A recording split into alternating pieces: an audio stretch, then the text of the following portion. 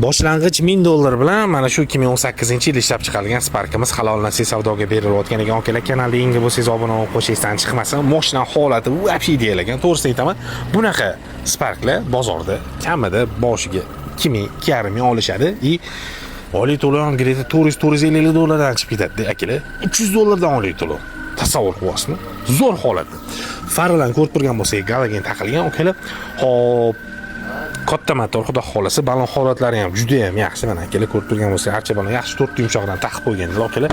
Salon qismiga kiradigan bo'lsa, akalar, obshipkalar yaxshi holatda, yaxshi chexollar taqilgan, poliklar yaxshi holatda, o'zini qarovlari 123 ming probekda, akalar. Mashinamiz mexanika ko'rib turgan bo'lsangiz, konditsionerlarigacha bor. Tayyor holatda ochkini eshitib gaplashib olsangiz bo'ladi, akalar.